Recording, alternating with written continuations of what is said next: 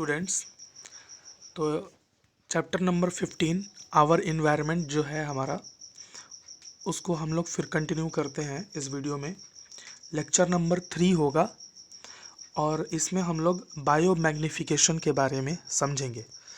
पिछले वीडियो में लेक्चर 2 का जो वीडियो है उसमें मैंने बताया था कि बायो मैग्नीफिकेशन के ऊपर हम एक सेपरेट वीडियो कर देंगे, चूँकि वो वीडियो बहुत ज़्यादा लंबा भी हो गया था और फिर जा कर के उसमें हम अच्छे तरीके से एक्सप्लेन भी नहीं कर पा रहे थे। तो यहाँ हम बायो मैग्नीफिकेशन टॉपिक को अच्छे से एक्सप्लेन कर पाएंगे और ये बहुत ही इम्पॉर्टेंट टॉपिक हो जाता है। फर्स्ट ऑफ ऑल इसलिए भी क्योंकि सीबीएसई के प्रीवियस क्वेश्चंस में ये क्वेश्चन बायो मैग्नीफिकेशन का क्वेश्चन आया हुआ है। और दूसरा नंबर चीज़ कि चूँकि इस बार सब्जेक्टिव है और बायो मैग्नीफिकेशन से सब्जेक्टिव क्वेश्चंस बहुत अच्छे तरीके से बनाए जा सकते हैं, इसलिए भी मुझे लगता है कि ये टॉपिक आप लोगों के लिए बहुत इंपॉर्टेंट हो जाता है। तो बायो मैग्नीफिकेशन, जिसको हम लोग बायो एम्प्लीफिकेशन के नाम से भी जानते हैं या फिर बायोलॉजिकल मैग्नीफिकेशन के नाम से भी जानते हैं, इसमें होता ये है कि एक ऑर्गेनिज्म के अंदर, किसी एक ऑर्गेनिज्म के अंदर टॉक्सिक पॉल्यूटेंट्स का कंसंट्रेशन बढ़ने लगता है और ये कंसंट्रेशन जो है वो हायर ट्रॉपिक लेवल वालों में ज़्यादा देखने को मिलता है और लोअर ट्रॉपिक लेवल वालों में कम। अब एक सवाल ये भी हो सकता है कि ये जो हैं पोल्यूटेंट्स, यानी कि ये जो पेस्टिसाइड्स वगैरह होते हैं, ये कहाँ से आते हैं हमारी बॉडीज़ में। और दूसरा नंबर सवाल ये हो सकता है कि क्यों हायर ट्रॉपिक लेवल्स पर इनका अमाउंट जो होता है वो ज़्यादा होता है। तो फर्स्ट ऑफ ऑल हम ये बताएंगे कि ये जो पोल्यूटेंट्स हैं वो बेसिकली पेस्टिसाइड्स हैं और कुछ ऐसे केमिकल्स हैं जो हमारे इन्वायरमेंट में ही पाए जाते हैं। वो हमारे फूड चेन में कैसे एंटर कर गए। अब मान लेते हैं कि पेस्टिसाइड्स का इस्तेमाल हम लोग किस चीज़ के लिए करते हैं, पेस्ट को भगाने के लिए, यानी कि जो कीड़े मकोड़े हैं, जो बीमारियां हो जाती हैं पौधों को, उनको ठीक करने के लिए हम लोग पेस्टिसाइड का इस्तेमाल करते हैं। अब हम जानते हैं कि पेस्टिसाइड्स जो हैं बहुत हार्मफुल हैं और ये जो है वो ब्रेक डाउन नहीं होता है इनका, ये नॉन बायोडिग्रेडेबल हैं, ये टूटेंगे नहीं। तो जैसे हमने छिड़काव कर दिया पानी पौधों के ऊपर, बारिश हो गई तो पौधों पे, जो पत्तियों पे ये जो केमिकल चिपका हुआ है वो धुल करके मिट्टी के अंदर चला जाता है या फिर वो धुल करके वाटर बॉडीज़ के अंदर चला जाता है। तो पौधे मिट्टी में जाएगा और पौधा जो है वो मिनरल्स वाटर के साथ में इनको एब्जॉर्व कर लेगा। जैसे वो मिनरल्स को एब्जॉर्व करता है वैसे ही इनको एब्जॉर्व कर लेगा। अगर ये एक्वेटिक इन्वायरमेंट में चले गए, वाटर बॉडीज़ में चले गए, तो वहाँ पर भी इस तरह के प्लांट जो हैं मौजूद हैं, वो भी मिनरल्स के साथ इनको एब्जॉर्व कर लेंगे। अब जब ये प्लांट में इंटर करते हैं तो इनका अमाउंट बहुत ज़्यादा नहीं होता है, बहुत बहुत कम अमाउंट होता है, बहुत कम अमाउंट होता है, मतलब बहुत हद से कम अमाउंट जो होता है प्लांट के अंदर होता है। ठीक है, हम बताएंगे आपको कि कितना कम अमाउंट होता है, लेकिन हम देखेंगे कि जो हायर ट्रॉपिक लेवल वाले हैं उनमें इसका कंसंट्रेशन कितना ज़्यादा हो जाता है। तो ये इंटर कैसे कर गया फूड चेन के अंदर। हमने देखा कि पेस्टिसाइड्स वगैरह का इस्तेमाल हम लोग करते हैं, प्लांट्स हो गए, अलगी हो गए, ये सब जो है वो क्या कर लेते हैं, इनको एब्जॉर्व कर लेते हैं।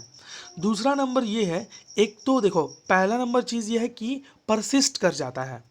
परसिस्ट कैसे, कि ये फूड चेन में इंटर कर गया, ठीक है। उसकी वजह कि ये ट्रॉपिक लेवल्स में मूव करेगा, कंसंट्रेशन इंक्रीज करता है जैसे जैसे हम लोग मूव अप करते हैं। क्यों कंसंट्रेशन इंक्रीज करता है, तो देखो दरअसल बात ऐसी है,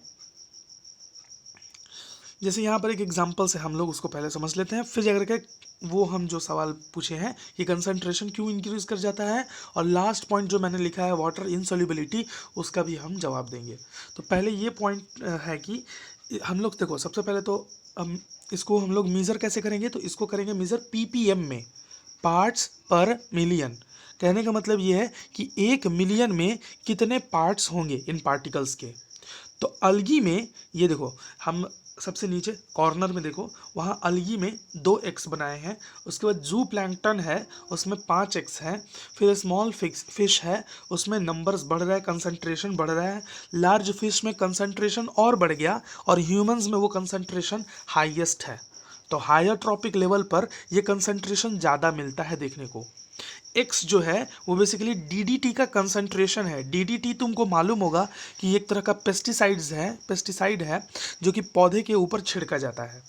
अलगी में पाया गया कि अलगी में ये केवल 0.04 ppm होता है, जबकि जू प्लैंकटन में ये 0.23 ppm होता है। और जो जू प्लैंकटन है वो बेसिकली अलगी पे ही डिपेंडेंट है, अलगी को खाते हैं।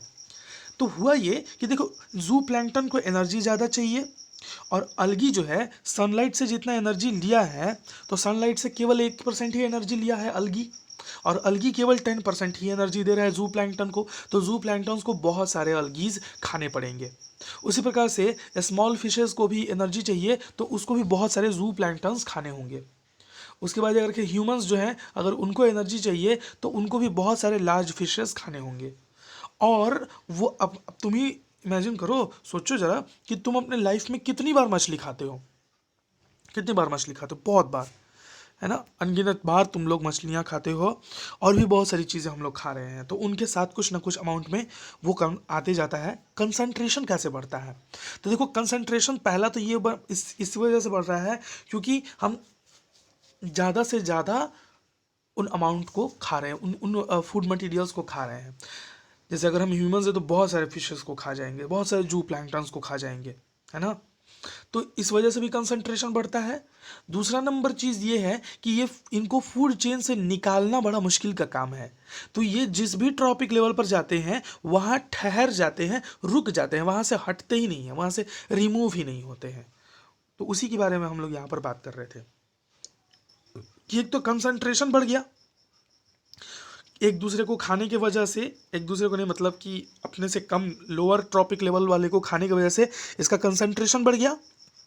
दूसरा नंबर चीज़ ये है कि एक्सक्रीशन के माध्यम से इसको हमारे बॉडी से बाहर निकालना भी बड़ा मुश्किल का काम है। मुश्किल का काम इसलिए भी है क्योंकि ये वाटर इनसॉल्यूबल होता है। मेनली ये सारे जितने भी हैं ये वाटर इनसॉल्यूबल हैं, ठीक है। तो पानी में घुलेंगे नहीं तो यूरिन के माध्यम से बाहर हमारे आ नहीं सकते हैं। मरकरी एक बहुत ही मरकरी मैंने इस्तेमाल किया ना, मोनोमिथाइल मरकरी एक कंपाउंड है, मछलियों में ये पाया जाता है।